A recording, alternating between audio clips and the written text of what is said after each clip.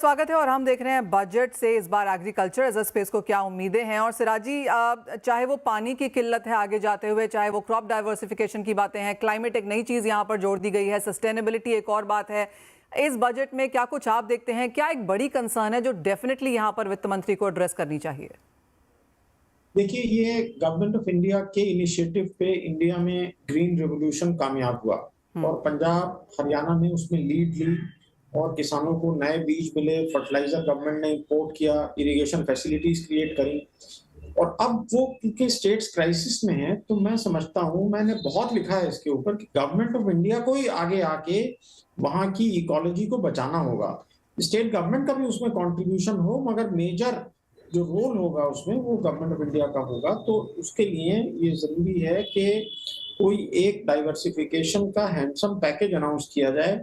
अब वो इस बजट में आ सकता है या नहीं आ सकता है, ये मैं नहीं कह सकता। मुझे नहीं लगता कि इस साल आएगा, क्योंकि उसके लिए बहुत कुछ पहले तैयारी चाहिए होगी। शायद अब अगली सरकार उस तैयारी को करे, तो वो बहुत जरूरी है। नॉर्थ वेस्ट की इकोलॉजी को, इंडिया के सबसे अच्छे एग्रीकल्चरली प्रॉस्पेरस रीजन को बचाने के लिए वहां पर क्रॉप्स का डाइवर्सिफिकेशन जरूरी है। और हम कुछ भी कहें, वो डाइवर्सिफिकेशन अपने आप इसलिए नहीं हो सकता क्योंकि गेहूं और धान का प्राइस गवर्नमेंट गारंटी करती है, बाकी चीजों का प्राइस गारंटी नहीं करती है। और इस साल एक अजीबोगरीब चीज अभी आप देखेंगे अगले 1.5 महीने के अंदर अंदर, कि अगर गेहूं के दाम 30 रुपए किलो से कम होके 2100 रुपए पे नहीं आते हैं, तो गवर्नमेंट के लिए प्रोक्योरमेंट करना मुश्किल हो जाएगा।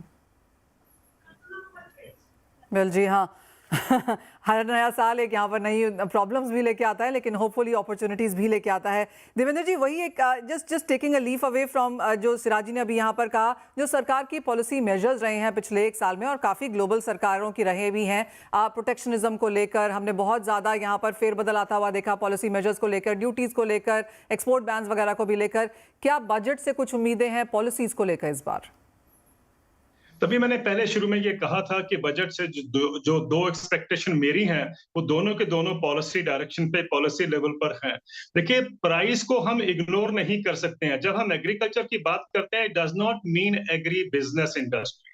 एग्रीकल्चर का मतलब यह है कि उसमें 50% पॉपुलेशन डायरेक्टली इन्वॉल्व है और उनको आप इग्नोर नहीं कर सकते हैं। और उनको इग्नोर करने का इतने सालों का जो एक इम्पैक्ट है, वो हमने देखा है कि इतना लंबा प्रोटेस्ट किसानों का हुआ था दिल्ली के आसपास।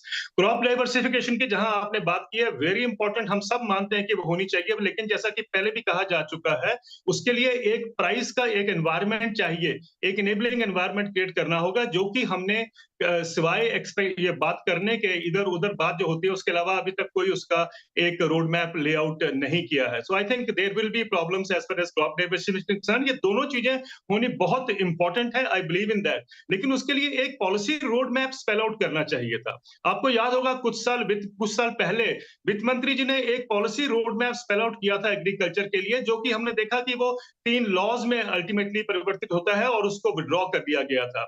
मुझे लगता है कि now we need to spell out a new road map, अपने पॉलिसी जो डायरेक्टिव हो एग्रीकल्चर का या बजट का मेन, उसमें एग्रीकल्चर का लेआउट किया जाए, जिसमें ये बताया जाए कि गिवन द प्रोटेक्शनिज्म, जैसा आपने कहा, given the Russia Ukraine war के साथ जो प्रॉब्लम क्रिएट हुए हैं, या इंटरनेशनल की हम एग्रीकल्चर सिचुएशन को देख के हम अगर चलते हैं, तो आई थिंक हमें अब देखना पड़ेगा कि हम अपने लेवल पर self sufficiency at the level of farmer and also हमारे जो कंज्यूमर के तक की पहुंचने तक की जो एक वैल्यू चेन है, उसको हम कैसे स्ट्रेंथन कर पाए। लेकिन वैल्यू चेन का सिर्फ ये मतलब नहीं है कि प्रोडक्टिविटी लिंक जो इंसेंटिव है वो सिर्फ जो इंडस्ट्री के जो उसमें कंपोनेंट है उसको ही मिले।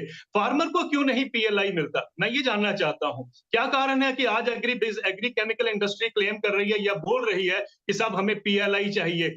मेरा मानना है कि पीएलआई तो एक्चुअली फार्मर को चाहिए, प्रोडक्टिविटी लिंक्ड इंसेंटिव तो फार्मर को चाहिए, जो रिकॉर्ड प्रोडक्शन करता आ रहा है ईयर आफ्टर ईयर। क्यों नहीं हमारी जो इकोनॉमिक थिंकिंग है उस तरफ जाती है, जो कि देश की जो सबसे बड़ा सेक्टर है एम्प्लॉयमेंट का, उसको भी वो एड्रेस करता है। I think there are lots of benefits अगर हम इसको ध्यान दें कि हमें क्यों इनकम पॉलिसी या प्राइस पॉलिसी को इस तरह सुदृढ़ करना है कि वो एक तरह का अट्रैक्शन हो, वो ड्रॉ करे टैलेंट को, ना कि टैलेंट को वहां से पुश करे। जी हाँ, तो काफी सारी चीजें हैं जो यहाँ पर कवर करने जैसी हैं, और अगर एक कॉम्प्रिहेंसिव पॉलिसी यहाँ पर बनाई जाती है तो काफी कुछ वो यहाँ पर शायद इनकॉर्पोरेट कर पाएगी।